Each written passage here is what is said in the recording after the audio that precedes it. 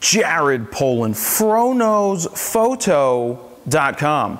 Are you a beginner photographer? Have you just picked up your first digital SLR, or have you had one for a while, but you're not happy with the results? Well, I've created my most comprehensive video to date. It is a 3-hour-long video guide that's going to help you go above and beyond auto. I wish I had a guide like this 18 years ago when I started as a photographer. It would have given me the ability to save months, if not years of time, trying to figure all of this out on my own. So please allow myself and this guide to be your mentor. What are we going to cover in this guide? We're going to hit the fundamentals of photography, the type of information that you're going to take with you throughout your whole career as a photographer. We're going to hit things like, what is the exposure triangle? What do I do if my picture is over or underexposed? How do I get tack sharp images? What focus mode should I use? What metering mode should I use?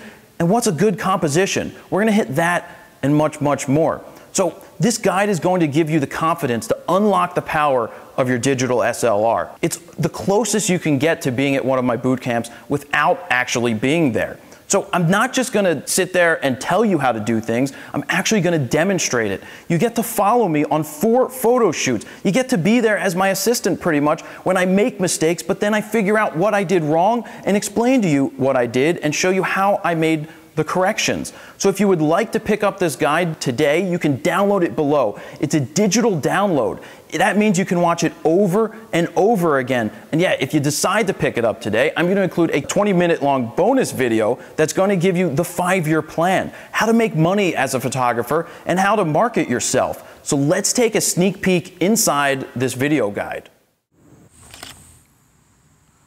So you just heard me talk about f-stops. You heard me talk about how depth of field works. And now the best way to show you how that really, really works is to do this right here with this frog who I've become well acquainted to. But what does it actually look like when you get a picture at 1.8 versus a picture at 22? What's going on here? Well, what's going on is that your depth of field is changing. A shallow depth of field is what you see when you're shooting at 1.8. It's very narrow. So your focus point, or your area of focus is very small. As the numbers go up, all the way here to 22, your focus is changing. So more things are going to be in focus from front to back. So that's important to keep in mind. So what we're doing here is I'm going to photograph the frog and I'm going to focus in on its eye at 1.8. And then I'm going to work my way all the way up to 22 so that you can see what's happening to the background. Then we're going to talk about it and figure out, the little subtleties that are going on. So right now I have the camera set to aperture priority. But aperture priority means that I am setting my aperture.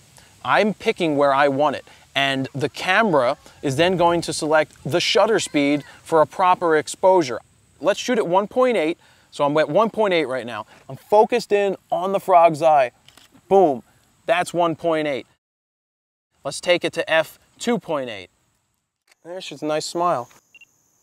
Now I'm making sure, I almost did this here. I'm going to shoot it. There I cut her finger off and I saw it. So that's why I didn't shoot it initially. But now I'm recomposing. Boom. I'm making sure that I have her finger in there. And I do. So that is really sharp. You can see in the pictures that the background is nice and blown out. When we talk about blown out, it's compressed. So that's the point of using a piece of glass like this.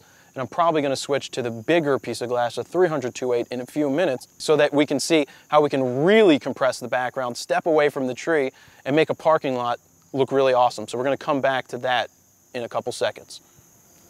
Well, why don't you sit back on it? Which way do you want me to? Just face that way, but just rest your tuchus on it. So now we're ready to photograph the swing here. I'm locking in on the tripod just so that I have something that's not moving so that each image kind of stays similar. Right now I'm set to shutter priority, and that means that I am setting the shutter speed and the camera is going to do the rest of the work to make sure that it's exposed properly. So I'm going to start at 1/10 of a second. Remember how slow that was? You could hear the sound of how slow that was when we were testing and letting you hear the different shutter speeds. Now let's see what happens when we move the swing and shoot it at 1/10 of a second. So I'm going to try to capture the swing at the very bottom. Boom. And as we look at the swing, you can see that it's kind of hard to see because it's actually blurring. It's blurring because the shutter is moving really slow and there is some motion to the swing. So we have to think, what do we need to do to freeze that swing that is moving? Let's try something a little faster, like 1/60th of a second. I hope you enjoyed that sneak peek inside this video guide, and you can click down below to purchase it. And don't forget, if you pick it up now, I will give you a 20-minute long bonus video that is packed full of amazing information. So thank you guys. Jared Polin, FroKnowsPhoto.com. See ya.